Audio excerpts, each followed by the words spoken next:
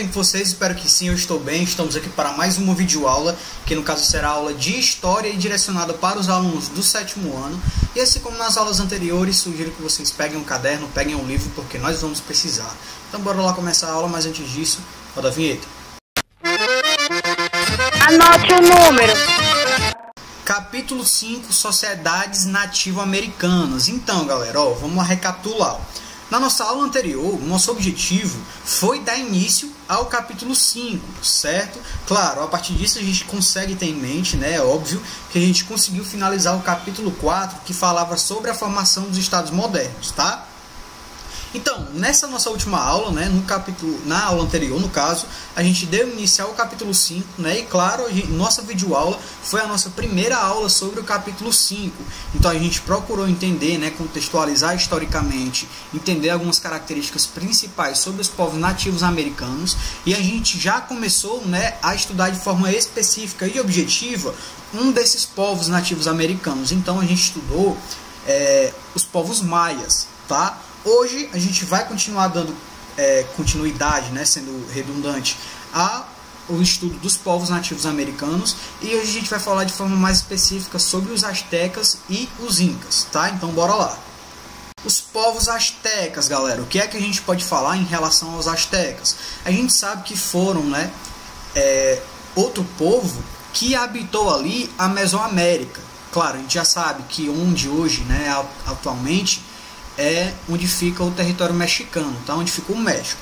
Então, por volta de 1325, os maias se instalaram ali na cidade de Tenochtitlan, tá? Em uma ilha ali no lago Texcoco, tá? Anos depois, lá em 1430, formaram uma aliança ali entre as cidades de Texcoco, Tacoplan e Tenochtitlan, tá? Que se tornou ali a capital do Império Azteca. Então, aos poucos, os astecas foram ocupando o território de uma costa a outra, né? No caso ali de um lado para o outro, atingindo a sua máxima extensão territorial em 1520. Os astecas, eles eram descendentes dos povos antigos que habitavam aquela região ali, tá? Como os toltecas, né, que haviam erguido ali sua capital em uma cidade chamada Tula. Então esse povo foi um dos mais poderosos da região entre os séculos X e o século XII, certo? No fim do século XII, o povo Tula ali foi destruído por povos inimigos, né? E os toltecas, eles se desmembraram. Então eles deixaram como vestígios ali alguns templos e alguns guerreiros gigantes de pedra, certo? Então os astecas admiravam os toltecas e seus grandes monumentos de pedras, né, que os inspiraram, claro, em suas artes e inspiraram também nas construções astecas, tá certo? Em relação à organização social, à política e à economia do povo asteca, galera, a gente consegue perceber que a sociedade asteca era uma sociedade hierarquizada, tá certo? Existiam ali os níveis de importância de acordo com o poder dessas pessoas. Então, no topo, claro, quem era que ficava? O rei, né? O rei ali era o encarregado de fazer com que não faltasse alimento para a sua população, era o grande orador, né? O que dava voz aí às vontades da sociedade asteca ali no caso. Então, o rei era o todo-poderoso, né? Era o que estava de fato no poder. Depois do rei, né, em segundo ali quem vinha eram os nobres, tá? Eram os funcionários públicos, eram as pessoas que estavam vinculadas ali diretamente também ao rei, né? Eram os antepassados, eram os descendentes, no caso, do primeiro rei asteca, tá certo? Então, depois do rei existiam os nobres, né? Os grandes, as pessoas que estavam vinculadas ali à questão militar também, tá certo? E depois dos nobres vinham o restante da população, tá certo? Então, essas pessoas eram organizadas em clãs, tá? 20 clãs familiares no caso. Então, cada clã tinha uma pessoa que ficava encarregada de determinada atividade, né? Como, por exemplo, os artesãos, os comerciantes, tá?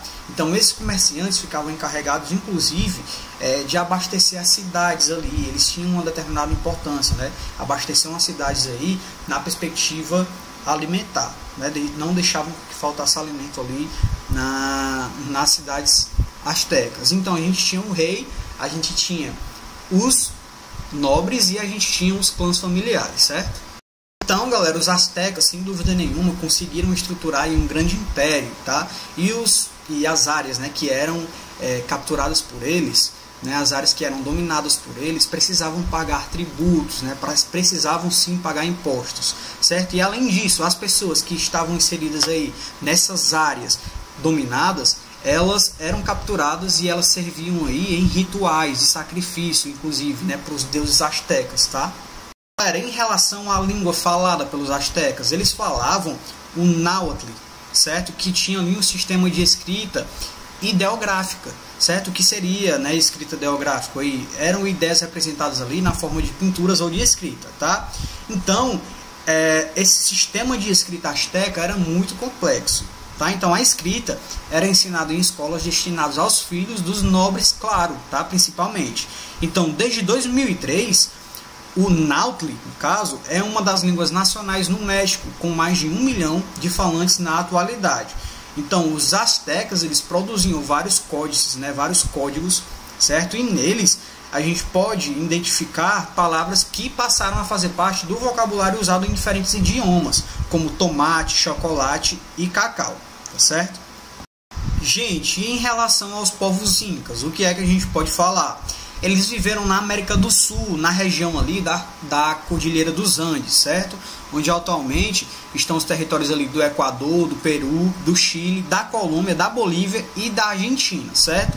Então, toda essa extensão era ligada por uma rede de mais de 20 mil quilômetros de trilhas e de estradas. Algumas, gente, a 5 mil metros de altura. Então, havia algumas pontes suspensas ali que cruzavam os desfiladeiros e todas aquelas estradas que convergiam para a cidade de Cusco, tá? Que no caso é a capital do Império. Então, dali deram início à sua expansão, né, por volta do século XIV. Tá? Então os incas, eles eram descendentes de povos pescadores e agricultores que organizaram sociedades complexas, como a civilização Caral e as culturas Chavin, Tinhá, Nunacô, Nazca e Muxica, certo? Então essas sociedades se localizavam na costa do Oceano Pacífico, onde atualmente fica o Peru, certo? Galera, em relação à organização social dos povos incas, o que é que a gente consegue perceber? Os incas, gente, submeteram os povos conquistados, né, impondo a eles seu imperador, que eles acreditavam ser descendentes do deus do sol, tá? Então o cargo de imperador era incontestável e hereditário também. Então, quando o imperador morria, um dos seus filhos assumia o poder, certo? Então, abaixo do imperador estavam os nobres, né, que eram os membros da família real, os líderes militares e os religiosos também, certo? Então, o imperador e os nobres, né, e os altos funcionários viviam com suas famílias nas cidades e residiam em palácios construídos com grandes pedras, grandes rochas, tá? Então, os demais viviam em pequenas aldeias ou nas cidades, onde moravam em casas simples, geralmente feitas de pedra e de barro. Show? O que a gente sabe também, galera, era que os incas, eles eram muito bons artesãos, tá? Eles faziam grandes trabalhos com metais, né, e com tecidos também, que eram produzidos com fios coloridos, característica ali do artesanato dessa região até hoje. Então eles faziam observações astronômicas e construíram um calendário solar de 12 meses. Além disso, conheciam a matemática utilizando o ábaco, né, e grãos de milho para fazer cálculos para suas construções e para o comércio também. Então os incas, eles eram politeístas, né, e um de seus principais deuses era o Inti, né, o deus do sol. Então, por todo o império haviam templos dedicados a ele, né, sendo o de Cusco coberto de ouro, tá? Então também adoravam Mama Coxa e, né, que consideravam ser fonte de fertilidade, né, e fonte de prosperidade para as colheitas também, certo? Então, a deusa, né, Viracocha teria sido criado, né, teria criado no caso um mundo a partir do lago Titicaca, certo? Então eles acreditavam nisso. Por hoje é isso, galera. A gente encerra a nossa aula por aqui. Eu espero que vocês tenham entendido. E caso não tenham entendido, entrem em contato comigo, falem pelas redes sociais. E a gente tem a nossa videoaula, né? No caso, a nossa aula online, pelo Google Meet, onde a gente pode tirar essas dúvidas e ampliar as discussões. Então é isso, continue estudando e até a próxima. Valeu!